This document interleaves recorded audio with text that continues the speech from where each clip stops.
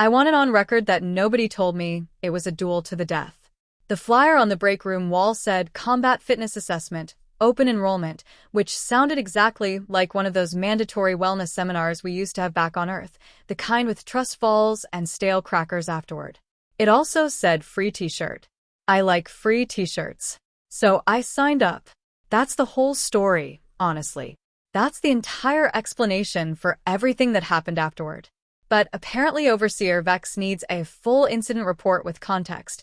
So, here's the context. My name's Dale. I'm the janitor on Caldric Station, which is a mining and research outpost owned by the Vorathi Dominion, which is a species I'd never heard of before I took this job, and which I now know entirely too much about. I mop floors. I fix the vending machines when they eat somebody's credits. I unclog the waste recyclers, which nobody wants to do, which is why they hired a human because apparently we don't mind gross stuff as much as the Vorathi do. Fair trade. The pay's good, and nobody bothers me. The Vorathi themselves are big. Like, doorway-adjusting big. 6 limbs, 4 of which count as arms depending on the day, chitin plating instead of skin, and these bioluminescent chest markings that pulse different colors depending on their mood. Calm is a soft blue. Excited is gold. I hadn't seen the other colors yet. I would eventually, and not in a way I enjoyed. Caldrix itself is not a nice place to look at. It's a mining rig bolted onto the side of an asteroid the Dominion's been hollowing out for cargo, or since before I was born, and the whole station has that permanent smell of hot metal and recycled air that never quite goes away no matter how many times I run the scrubbers. I took the job because the pay was good, and because the recruiter back on the orbital hub told me, and I quote, "The Vorathi mostly leave you alone if you do your job well," which turned out to be true right up until it very suddenly wasn't. Anyway, the flyer. I found it taped to the break room wall between a lost and found notice and someone's very passive-aggressive note about labeling your lunch. Combat Fitness Assessment, it said, in the station's standard translated text. Open enrollment. All station personnel welcome. Sign below. I figured it was like the intramural kickball league they'd try to start on my last posting, except with more mandatory participation vibes, because everything on this station had mandatory participation vibes. I signed my name under 3 Vorathi names I couldn't pronounce, and one that I think belonged to the station's cargo AI, which seemed like a joke somebody was playing, and went back to my rounds. Nobody mentioned it again for 4 days. Then Threll, one of the dock supervisors, found me elbow deep in a broken conveyor belt and told me my assessment was scheduled for 1,400 hours in the arena. The what now? I said. The arena, Threll said like I was slow. For your assessment. Do I need to bring anything? Water bottle? Change of clothes? Threll's chest markings flickered a strange, hesitant shade I hadn't seen before, somewhere between blue and yellow. Whatever you feel is appropriate, he said, in a voice that in hindsight was doing a lot of careful work to avoid actually answering the question. Cool. I'll swing by after I finish the conveyor belt. Do not be late, Threll said, and there was something in the way he said it, some weight underneath the words, that I chalked up at the time to standard middle management anxiety about schedules. I've since learned it was closer to the tone you'd use telling someone not to be late for their own funeral. I want to be clear that I heard the word arena and pictured a gym, a room with mats, maybe a rowing machine. I did not picture what I actually walked into 3 hours later, which was a circular stone amphitheater the size of a stadium, packed with maybe 800 Vorathi, all of whom went quiet the second I stepped through the entrance tunnel. There were banners hanging from every tier, long strips of dark fabric stitched with symbols I didn't recognize yet, fluttering slightly from the station's ventilation system like nobody had thought to turn it off for the occasion. There was a guy, a Vorathi, playing something that sounded like a war horn made out of a conch shell, and doing it with a kind of grim seriousness usually reserved for funerals. The floor of the arena was sand, raked into careful lines like somebody's Zen garden, except the Zen garden had bloodstains in it that nobody had bothered to clean, which, as the guy responsible for cleaning things on this station, I found personally offensive. I made a mental note to ask facilities about it later. I did not get the chance. I stood there in my work coveralls holding my little assessment slip, and I thought, okay, this is a lot of production value for a fitness test. Back home, they at least had the decency to hold the wellness seminar in a room with fluorescent lighting and a folding table full of granola bars. This felt like somebody had taken my performance review and staged it as an opera. Then Draza walked out, but I didn't know his name yet. What I knew was that he was easily 9 feet of Vorathi, with chitin plating scarred so many times it had gone the color of old iron, and his chest markings weren't pulsing blue like Threll's did when he was relaxed. They were pulsing a deep, steady red, like a warning light that had given up flashing and just decided to stay on permanently. The crowd made a sound when he walked out. Not cheering exactly. More like the sound 800 people make when they're watching something they already know the ending to. That's, I said to Threll, who'd followed me down to the floor. That's my assessment partner? That is Draza the Unbroken, Threll said, in a tone I would later understand was reverent. Champion of the Dominion for 11 cycles. Undefeated. Cool, I said. Is there a warm-up round, or do we just jump into the assessment? Threll looked at me for a long moment. His chest markings did something complicated, cycling from blue to a nervous yellow. You may begin whenever you are ready, he said, and then he left the floor very quickly, in the manner of someone getting out of the blast radius. So there I was. Me, in coveralls, holding a mop bucket I'd forgotten to put down because I'd been in the middle of my rounds when Threll grabbed me, standing across a sand floor from 9 feet of angry, undefeated alien champion, in front of 800 spectators, with absolutely no idea what any of this actually was. I did what any reasonable person would do. I set down my mop bucket, rolled my shoulders, and said, "All right, let's get a light warm-up in first, yeah? I don't want to pull anything." Draza did not warm up. Draza came at me like a dropped building. I want to explain something about my background because I think it's relevant and because Overseer Vex keeps asking why I did not appear afraid, and I think the honest answer is that I used to coach youth wrestling back on Earth for 6 years before I took this job, and before that I did 2 tours doing manual labor on a colony rig where getting tackled by heavy things was a Tuesday. So when 9 feet of angry alien came barreling at me, my body did the thing it's done 1,000 times in a gym. I stepped off the line, redirected his momentum with one arm, and let him face-plant into the sand. The crowd went dead silent. I remember thinking in that silence that maybe I'd done something wrong. Back home, when you slip a takedown clean like that, people clap. Here, 800 Vorathi just sat there with their chest markings all flickering the same uneasy color, like a stadium full of dimming light bulbs. Nobody clapped. Somebody near the front actually stood up and left. Draza got up. His chest markings had gone from red to a color I'd never seen before, somewhere between purple and static. He came at me again, slower this time, more careful, and I thought, okay, now we're actually assessing something. This is good. This is like round 2 of a spar. Somewhere behind him, I noticed the Warhorn guy had stopped playing entirely, just sort of standing there with the shell dangling forgotten from one hand, watching. Nice shot, I told him because that seemed polite. Try again.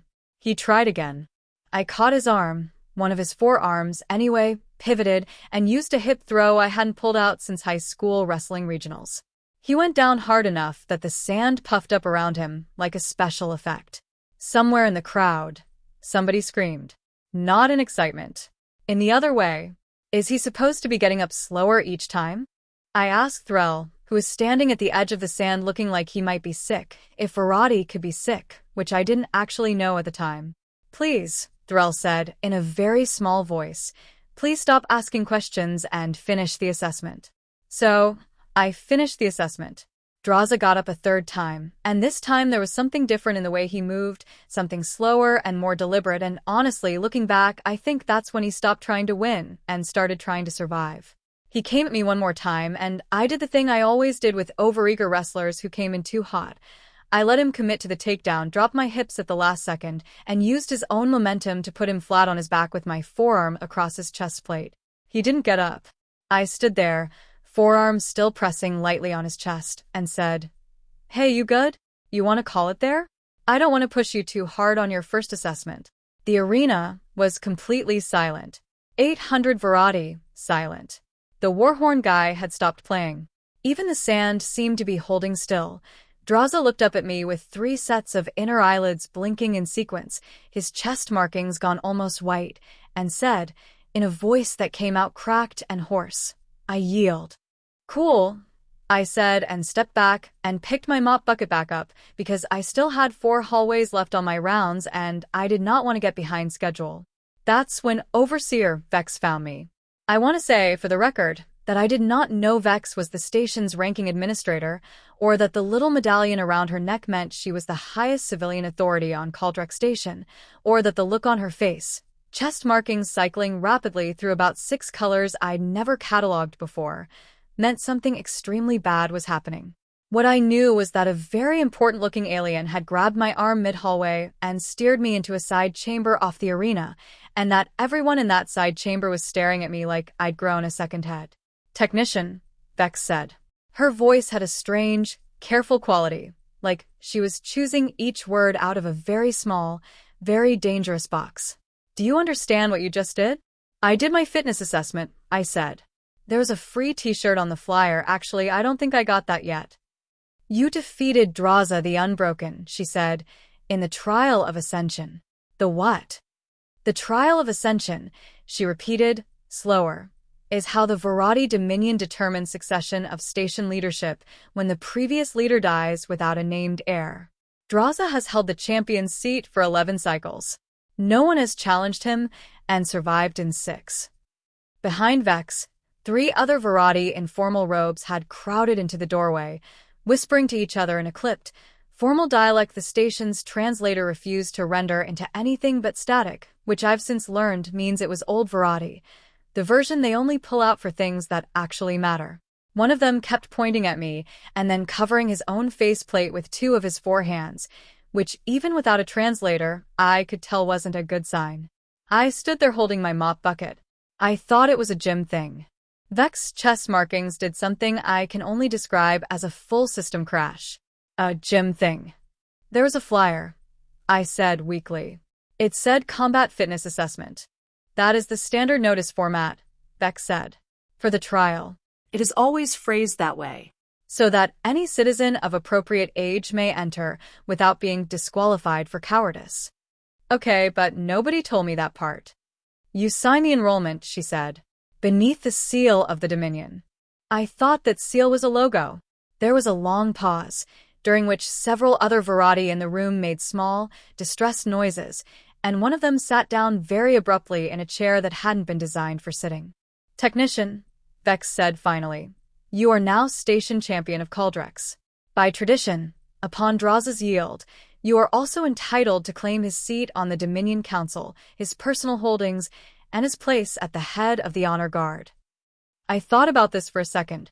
Do I still have to do my hallway rounds? Everyone in the room looked at me like I'd asked whether water was wet. "I have 4 hallways left," I said. "Sea-Wing's been backing up all week, and if I don't get to it before shift change, it's going to be a whole thing." Vex opened and closed her mouth several times. Her chest markings settled, slowly, into a color I hadn't cataloged yet, something between disbelief and, I want to say, a kind of exhausted acceptance. "You wish to decline the council seat.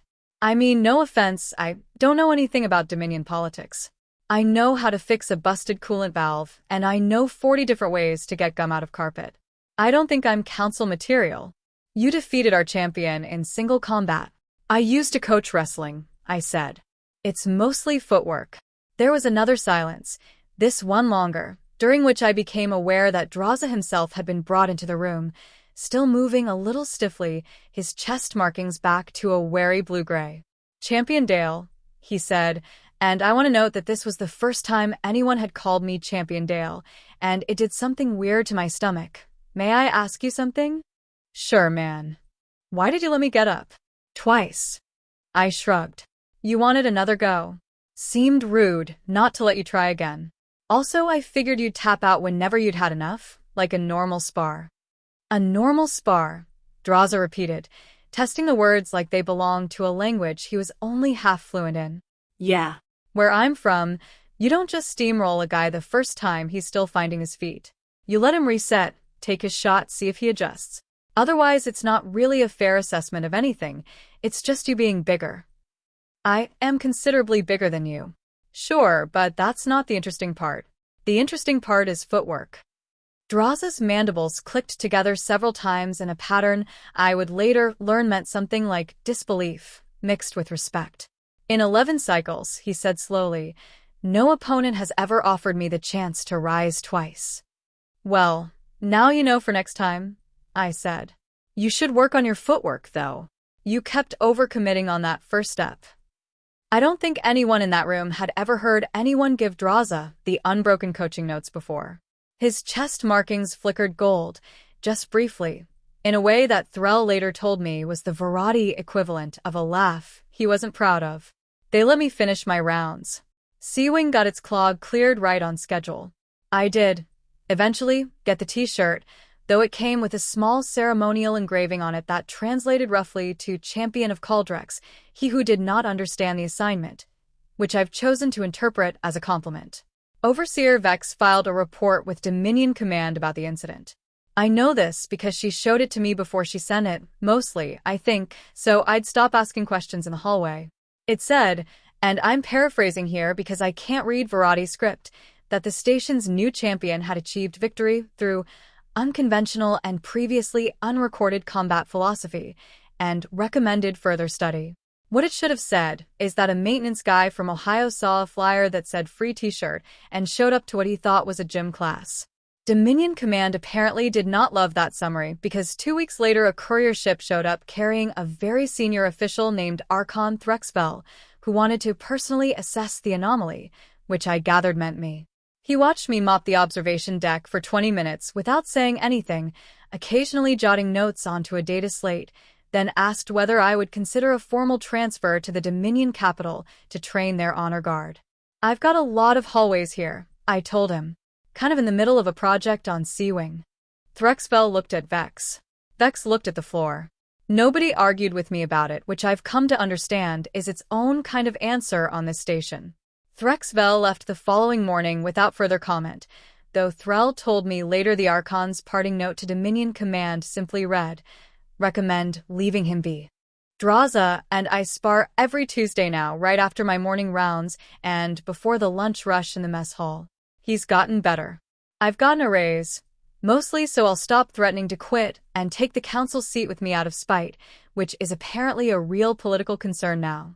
I still do my hallway rounds first, though. Priorities.